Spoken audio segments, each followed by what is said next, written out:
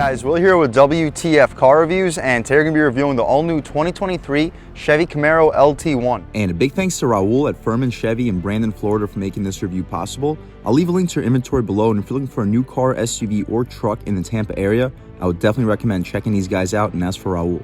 And as most of you guys probably know by now, the Camaro has been Chevrolet's muscle car pony car since 1967, designed specifically to outperform the Mustang, and throughout its lifetime it's done a pretty good job of doing so, however just not in terms of sales. So sometimes, some years, the Mustang outsells the Camaro 2-to-1, not only in the years where the Camaro wasn't in production between 2002 and 2010, sometimes even in production the Mustang just obliterates the Camaro in terms of sales. So that's partially the reason why from 1967 the Camaro only survived 4 generations and was discontinued after 2002, brought back for the 5th generation back in 2010. I personally was a big fan of that car. I was a big Transformers fan, you know, Bumblebee. The 2010 Camaro was available in either a 3.6 liter V6, and it made a decent amount of power, 312 horsepower. You can upgrade to the 6.2 liter LS3 V8, made it to a 6-speed manual transmission, cranking out 426 horsepower. The 6.2 made it to the auto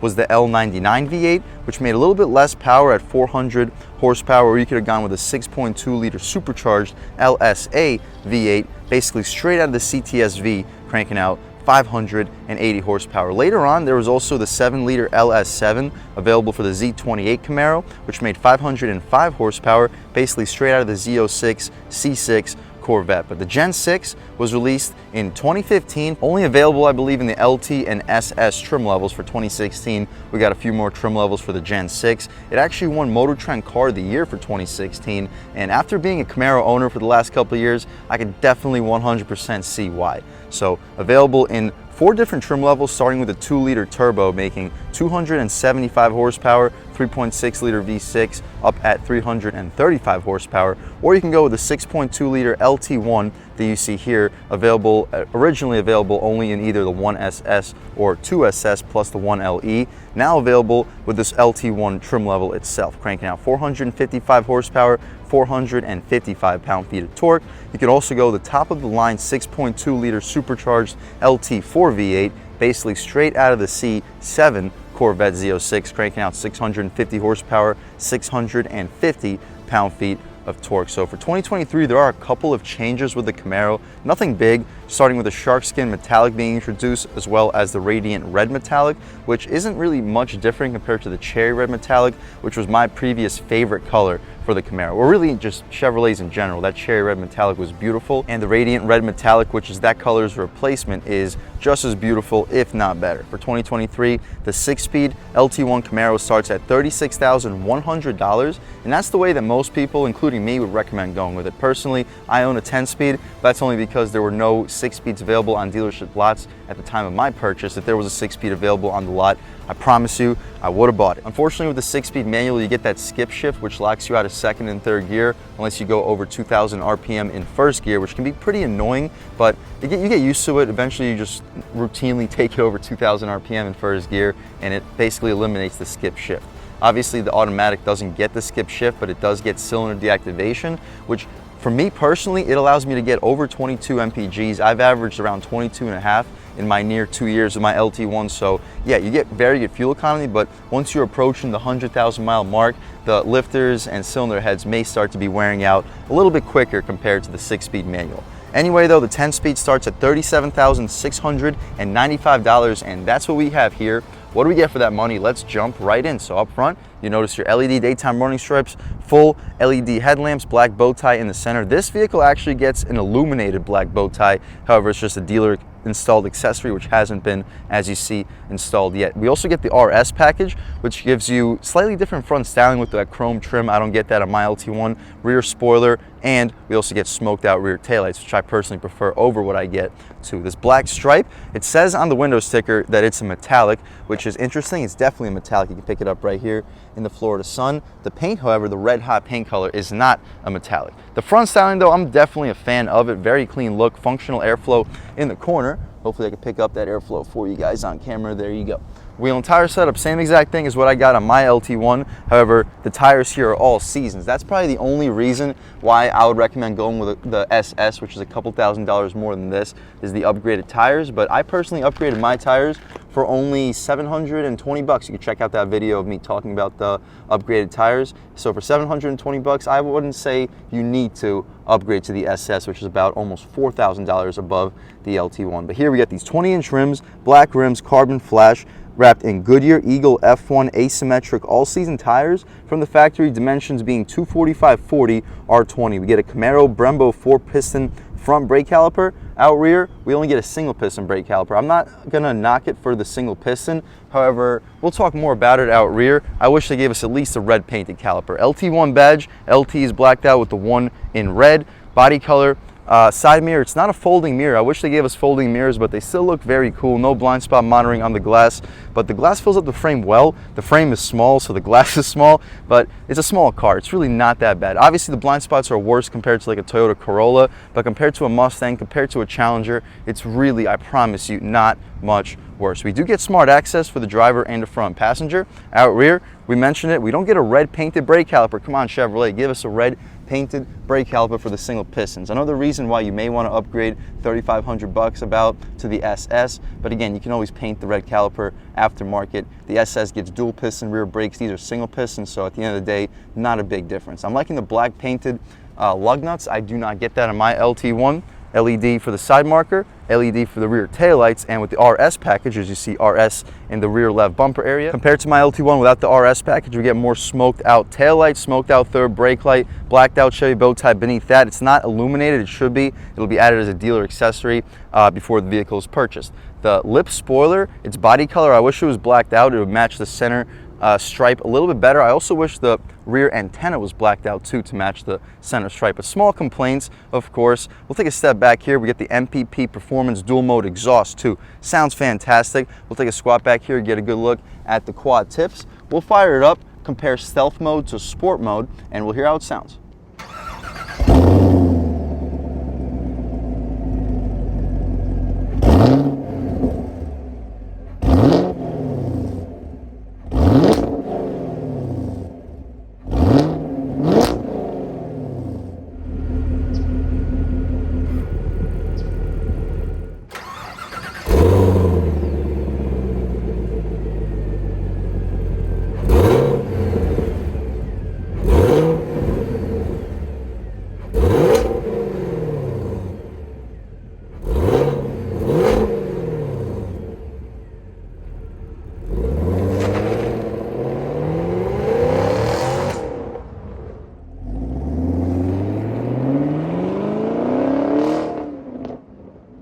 All right, guys, that was the sound of the 6.2-liter pushrod V8 sold by Chevrolet for the 2023 Camaro LT1, and it sounds really good, guys. This is a beast of a motor, cranking out 455 horsepower, 455 pound-feet of torque, enough to get this 3,650-pound sports car to 60. I've seen some people with stock tires get it around 4 seconds, but realistically, you'll be closer to around 4.5.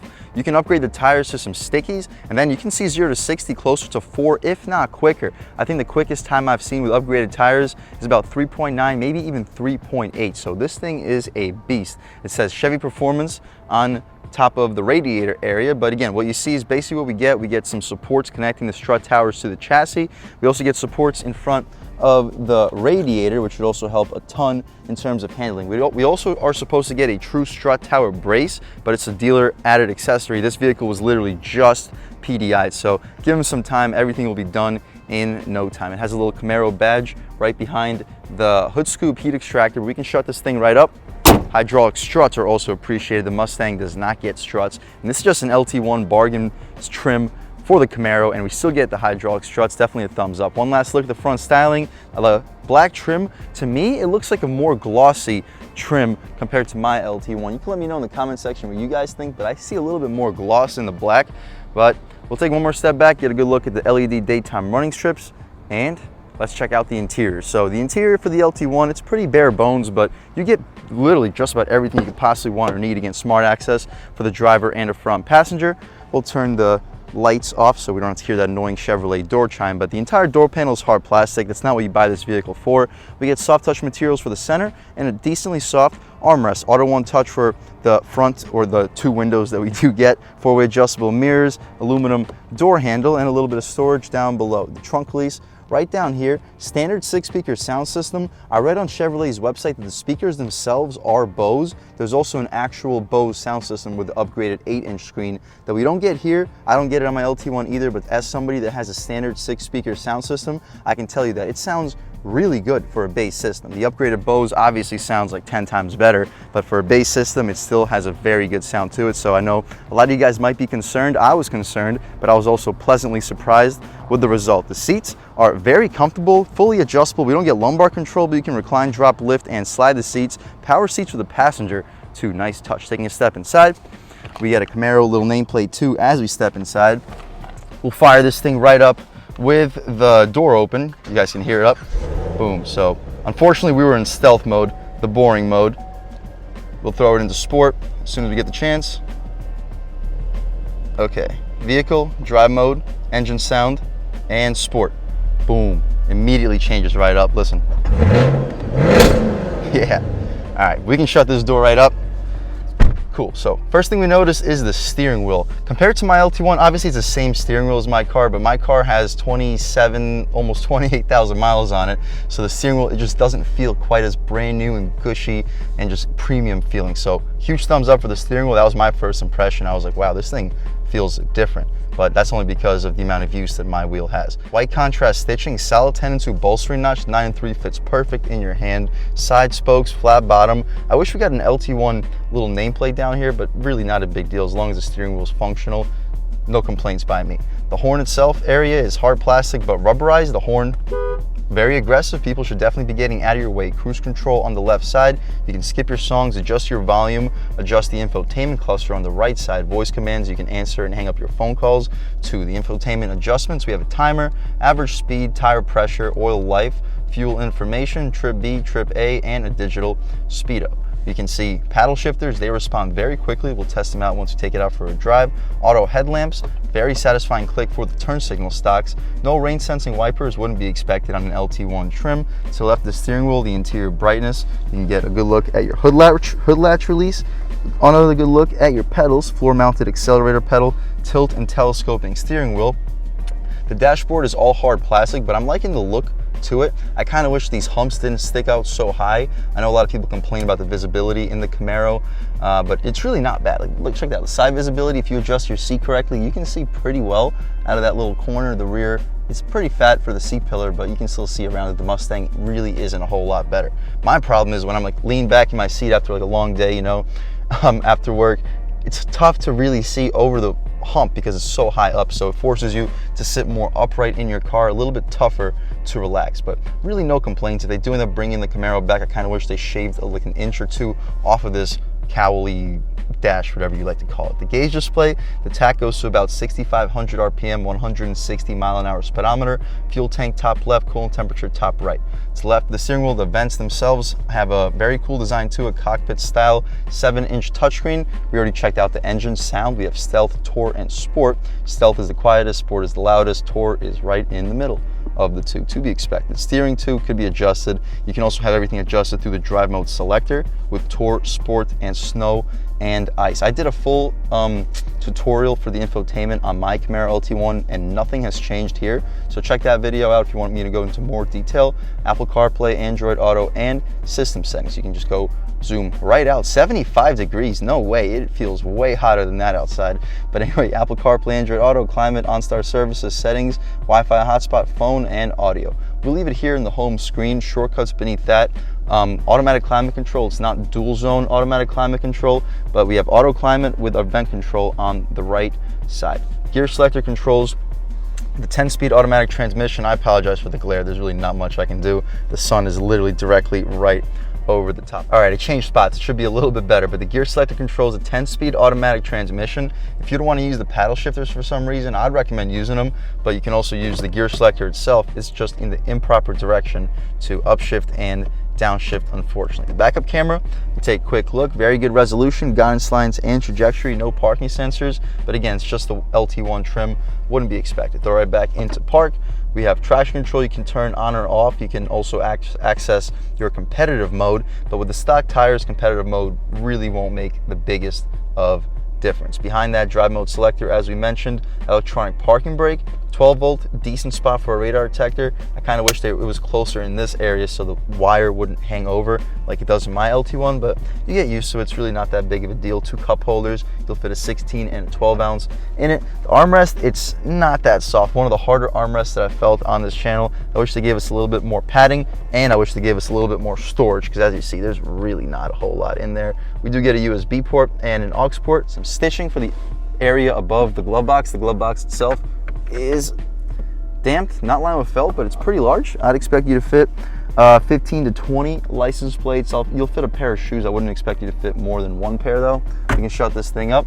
Frameless rear view mirror, it's not auto dimming. You got to pull this flappy thing to dim the mirror. The higher trims have a camera mirror. I wish we had garage home link settings. If you live like in a gated community or you park in a garage, it's nice to have the buttons on your car itself and not have to worry about that actual third button. That's about it for the front seat, guys. We can take a quick look at this window sticker, see any features that I may have missed on the 2023 Camaro LT1 Coupe. Red hot exterior paint, jet black interior, 6.2 liter V8, direct injection, push rod, 10-speed auto transmission. We can see the standard features: performance suspension, limited slip diff, tires Blackwall all seasons, which are run flats. I didn't know they were run flats, but I had a flat in my car and it held a steady 25 psi. Brembo performance front brakes, 4-piston, drive mode select, battery rundown protection, 7-inch touchscreen, keyless start. You can pause, take a look at the rest of the standard features. $35,800 for the standard vehicle price, $1,595 for the 10-speed auto, which also gets remote vehicle start, $1,500 for the RS package, including the tail lamps, LEDs, black bow tie badges, which I also get on my non-RS Camaro LT1, so that's interesting. Deck lid mounted lip spoiler, $1,000 for the dual mode exhaust, $470 for the black metallic center stripe, $450 for the front illuminated and rear non-illuminated black bow tie emblems, which are dealer installed, as you see, $425 for the 6.2 liter strut tower brace in black, $400 for the red brake calipers, $325 for the black wheel nuts and wheel locks too. And the final option for only $100, which is surprisingly affordable, you get the 20-inch 5-spoke carbon flash painted aluminum wheels, alloy wheels with run flat tires.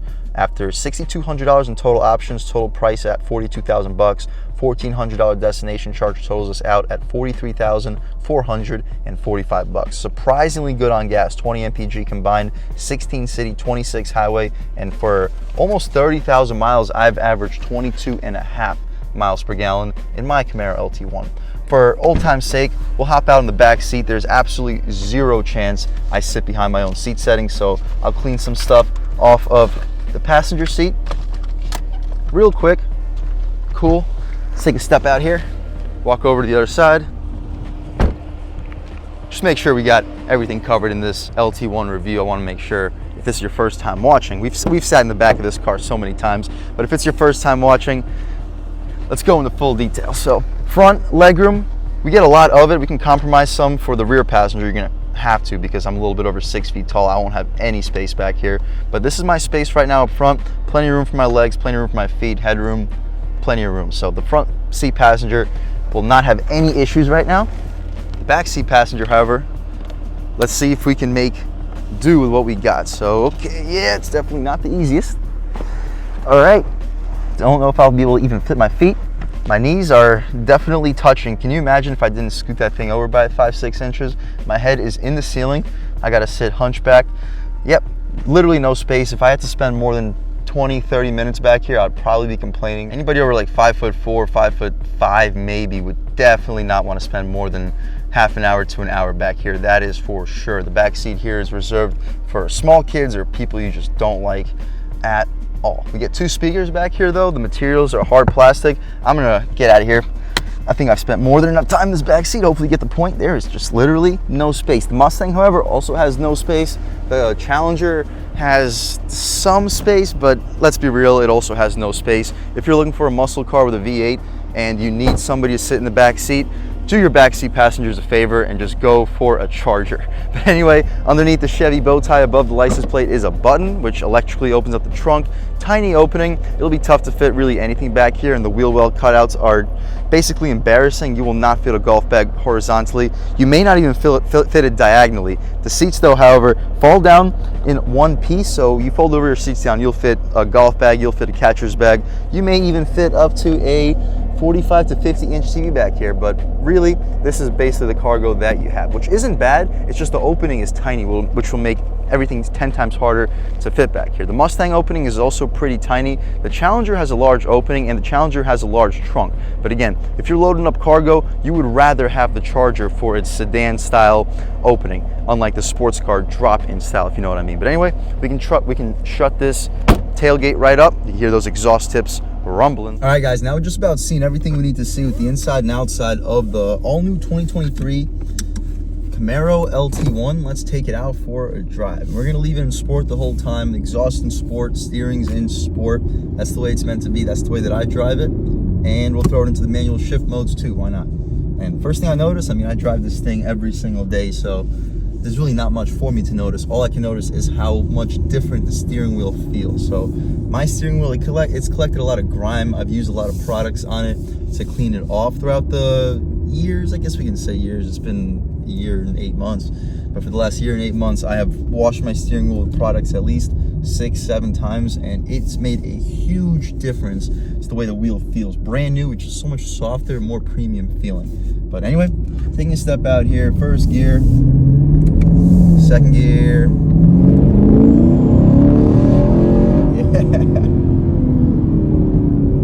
Yeah, this thing can move. You know that.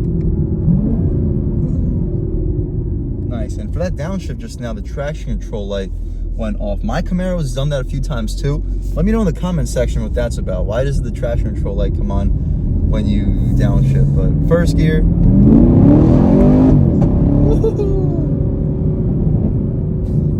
Telling you guys, out here, steering feels so good in sport. This is electric steering rack, but it feels like BMW like 2005 M steering quality. It's just so good through the turn, big bumps. You feel the bumps, of course. I'm not going to sit here and try to tell you the ride quality is good, but it's composed.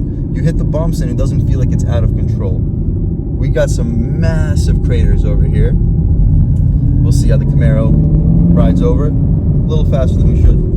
Boom. Yeah, you feel the bumps, but you're under control.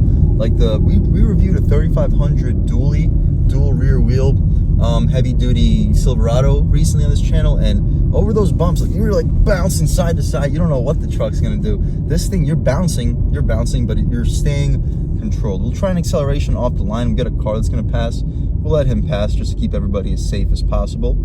And I'll catch back with you in 1 second. All right, guys, off the line, rolling start. Yeah, this thing is just an absolute beast. Crackles and pops too. Yeah, the bumps though. You feel the bumps, that's for sure. Throwing it in faster than we should. Oh, wow, the handling is good.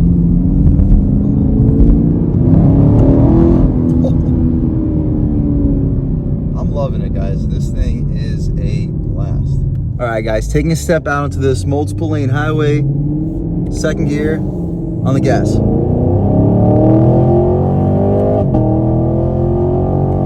Yeah, this thing is really, really quick. We're gonna have to push it a whole lot farther than that. We'll turn around. Whoo! Wow, what a blast of a car to drive. Yeah, the crackles and pops just make it so much better. We'll try out a real world U-turn, test out this car's turning radius as soon as this Nissan Frontier passes. First gear. Good Lord. You look down, you're already at highway speeds. I could definitely see 0 to 60 with a good set of tires happening around 4 seconds. But we can make our way back to Furman Chevy. We had more than enough fun in this 2023 Camaro LT1. What a beast of a car. If you're gonna listen to somebody about this, I think I'm a pretty reliable person to listen to. I've been driving this car for almost 2 years now. I've enjoyed every second of it. You can see my man over there walking by. He definitely heard me pulling on and off of that highway, but good Lord, this thing is such a blast to drive. Take my word for it. I've had so much fun driving it ever since I bought it. Well, not bought it, I personally leased it, and trust me, I've been kicking my head for leasing it. I'm probably gonna end up buying it out. This is just such a beast of a car. And huge thanks to Raul at Furman Chevy for making this review possible. I'll leave links to inventory below. If you're looking for a new car, SUV, or truck in the Tampa area, I would definitely recommend checking these guys out, and that's for Raul.